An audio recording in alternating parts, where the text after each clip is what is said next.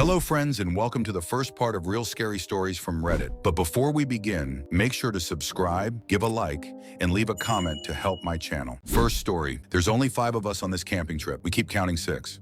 We noticed strange red flashes in the sky, almost like someone was waving a distant flare. They were faint, but enough to catch our attention. We joked about UFOs while setting up our tents. I knew for sure that there were 5 of us. We'd been close friends since middle school, and this camping trip was our way of celebrating high school graduation. At some point, the flashes stopped as we kept chatting and working on our tents. Dave, being the quickest, finished his tent first and decided to gather firewood. He and I used to work the night shift together at the local gas station last summer, which made that boring job bearable. Eric, on the other hand, was still fiddling with his tent, reading the instructions as always, his round glasses perched on his nose. I didn't know Eric as well as the others, but we had math class together once, and I remember borrowing his homework. Ava and Sally, my cousin, teamed up to assemble a tent. I remembered them well too. School hangouts, Ava's younger brother begging to tag along with us. I bring up these details because I'm sure of this. There were 5 of us on this trip, 5. After Dave went to gather branches, the rest of us set up some foldable chairs around the fire pit. As the sun dipped below the horizon, the forest started to feel oppressive. The shadows grew long, the temperature dropped, and the forest's lively sounds faded away. Eric went to fetch a flashlight, and we all wondered aloud what was taking Dave so long. Then we heard him return, the sound of branches and leaves rustling. "Didn't even think to save a chair for me, huh?" Dave joked as he started arranging wood in the fire pit. Here's the strange part. We had set up 5 chairs around the fire, yet none were left for Dave. It didn't make sense. My head felt foggy, like I was trying to grasp a thought that kept slipping away. No matter how hard I tried to think about the extra chair, my mind went blank. The forest had fallen completely silent, and the tension grew. Eric was clearly as unsettled as I was, fidgeting and scanning the group like he was trying to count us, but it was pointless. Every face looked familiar, except, "I'll grab another chair," Dave said, breaking the silence. Reluctantly, I stood up to help him. As we walked toward the tents, I whispered, "How many people are with us?" Dave paused and looked around. 5, right? I mean, we packed 5 chairs. "Yeah, maybe someone just forgot theirs," I said, trying to rationalize the situation, even though it made no sense. But thinking about the 6th person made my head throb. We walked back to the fire pit, and there were 2 empty chairs, one for me and one for Dave. Everything seemed to add up again, even though it hadn't moments earlier. Sally suggested that we were probably just tired from the hike and needed some sleep. She could have been right. Ava brought out the drinks, and the entire 6-pack was gone by the end of the night. We huddled closer to the fire, chatting and laughing about the past year. As Ava recounted a creepy story about strange things happening in her house when she was home alone, I got chills. It wasn't the fire, it was something else. "Who started the fire?" I asked, cutting off Ava mid-story. Everyone stopped. No one had an answer. Again, I scanned the group, but this time every face looked frightened. "Wasn't it Dave?" Eric asked. "No," Dave said. Then Sally, looking directly at me, said, "I think the person standing behind Jenny started it." My heart raced. I whipped around, but there was nothing behind me except darkness. Sally looked confused, like she was unsure of what she just said. Ava tried to calm her down, but the tension was palpable. "We should leave," Ava stammered. "Yeah, something feels off," Dave agreed. "But leaving the forest at night, we'd surely get lost." Eric and the others convinced me it would be safer to wait until morning. "Let's all sleep in pairs, though," Sally suggested. None of us wanted to be alone. We only had 1-person tents, but we could squeeze 2 people in if we tried. I shared a tent with Dave, while Sally paired with Ava. Eric didn't have a partner, which made him uncomfortable, but we reassured him he wasn't alone. But the unease persisted, and Eric finally asked the question we were all thinking. Why do we keep thinking there are 6 of us? Sweat was dripping down his face despite the cold. We nearly left Eric on his own, assuming there was someone else. I tried counting us again, but when I got to the 5th name, my head pounded and I vomited. The pain was unbearable. Dave held me up, and we all silently retreated to the tents. Sally suggested arranging the tents in a U-shape with the openings facing each other. It took time to set up, but we finally settled in for the night. Eric would sleep alone, but the tents were so close now it didn't seem like a big deal. I regret that decision now. He'd always been a bit distant from the rest of us, and we should have insisted he join one of our tents. Just before falling asleep, I glanced out into the dark woods and saw someone standing near the tents. Despite the fear, sleep came quickly. Ava's scream shattered the night. Dave and I bolted out of our tent to find her and Sally standing in front of Eric's tent, pale and trembling. We pushed past them and unzipped the tent.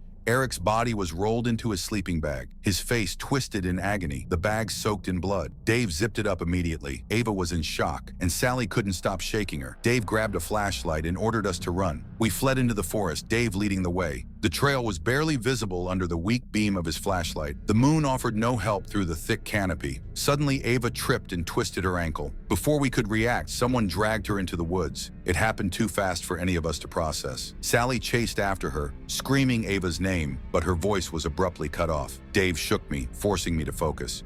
"We need to get out of here, Jenny." I hesitated, but then Sally's scream stopped. Fear took over, and we ran, trying to reach the car. There were 3 of us now. Me, Dave, and someone behind us. "Who's behind us?" I gasped. Dave turned and handed me the car keys. "Keep running," he said, pulling out a pocket knife and charging at whatever was following us. I didn't look back. I ran blindly until I stumbled into the car park. I jumped into the car, started it, and sped down the highway. I'm typing this at a rest stop now. My phone finally got a signal, and I called 911. They didn't seem to believe me, but they're sending a car. Second story. My roommate has been in the shower for more than 4 hours.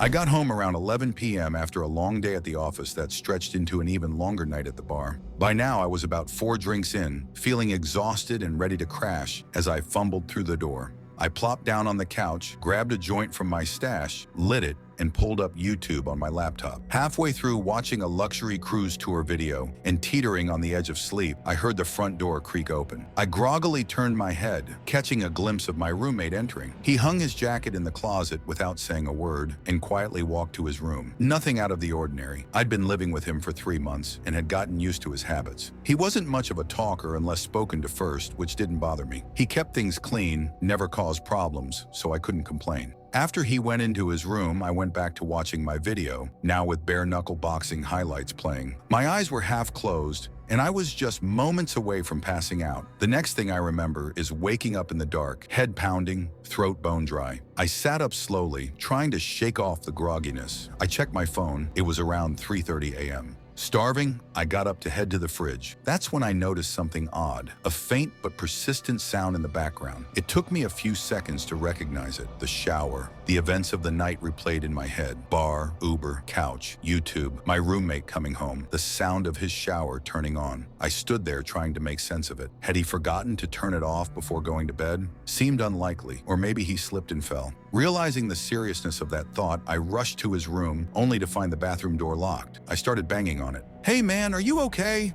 No answer. I debated kicking the door down, but decided to call 911 first. I took out my phone, about to dial when I noticed an unread text. It was from my roommate. "Hey man, couldn't sleep, so I went to my girlfriend's place. Not sure when I'll be back. Sent 2 hours ago." I stared at the bathroom door, then back at my phone. Something was seriously wrong. First of all, my roommate never texted me unless necessary, and he certainly didn't tell me when he was leaving. Second, he didn't have a girlfriend. Hadn't had one in a while. So who was in the shower? I tried calling him. No answer. I sent a few more texts, still no response. Walking over to his desk, I noticed his wallet and keys sitting right next to his laptop. Now my head was spinning. I left his room, turned on the living room lights, and started pacing. The sound of the running shower suddenly felt oppressive, like it was filling the entire apartment. At some point, I heard something vibrating from the kitchen counter. It was a phone, my roommate's phone. Panic set in, and I grabbed my keys and bolted out of the apartment. I made it to the stairwell and kept going until I reached the lobby. But even that didn't feel far enough away. I crossed the street and holed up inside a McDonald's. I sat there for a while, debating whether to call the cops. For some reason, I couldn't bring myself to do it. But after a few minutes, the place started feeling too claustrophobic, so I stepped back outside.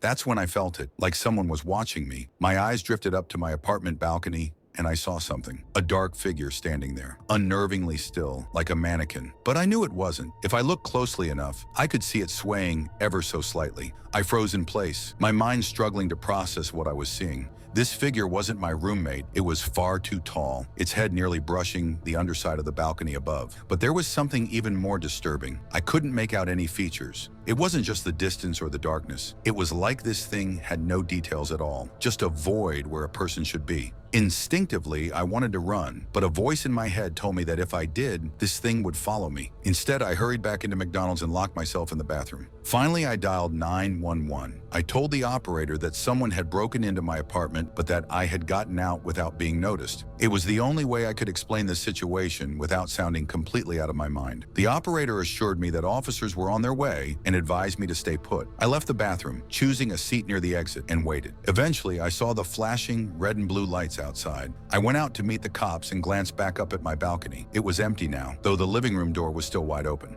The police hit me with a barrage of questions. Was the intruder armed? Did I recognize them? What could their intentions be? I didn't have answers. I kept telling them I didn't know, but the more I spoke, the more frustrated they seemed. Finally, I practically begged them to go check out the apartment, and the desperation in my voice must have convinced them. They told me to wait downstairs while they went up. I stood there for what felt like an eternity, anxiety gnawing at me, wondering what they were going to find. Then suddenly, a single gunshot rang out, muffled but unmistakable. My heart dropped. 20 more minutes passed in silence, and the officers still hadn't come back. I could hear more police cars arriving, and soon the scene was chaotic. Cops shouting into radios, more questions flying my way, all of which I was still too rattled to answer. The next few moments were a blur. The building was evacuated, tenants spilling out into the street, confused and scared. I heard more gunshots, distant screams, and strange noises I couldn't place. At some point, I was ushered into the back of a police car. Eventually, I was taken to the station, where I was led into an interrogation room. Two men in suits were waiting for me. They didn't introduce themselves, just started asking a series of bizarre questions. What company does your roommate work for? What's his role? How many people have been in your apartment since he moved in? Have you ever heard voices in the apartment between midnight and 3 a.m.? Voices that weren't your roommates? Have you ever seen tall figures standing outside the building between midnight and 3 a.m.? And the most chilling question of all, have you ever woken up to find someone standing at the foot of your bed? If so, what did they look like? Their questions dredged up unsettling memories, things I had dismissed as exhaustion or stress. I had heard strange voices late at night, muffled and unintelligible, but never thought much of it. And there was one time in the middle of the night when I thought I saw someone impossibly tall sitting on the toilet in the dark, only to find the bathroom empty when I flipped the light on. After answering as best I could, the men took a few more notes, thanked me, and left. A cop came in shortly after, telling me they'd set me up at a hotel for the night as I couldn't go back to the apartment. I asked him, "What did you guys find up there?" His face went pale. After a long pause, he said, "I don't know. I really don't. It's the next day now.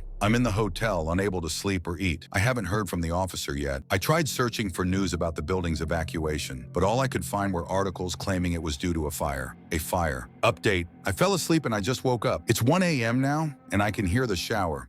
And thanks to everyone for watching. For those heading to bed, good night. Don't forget to subscribe to my channel, and see you all later.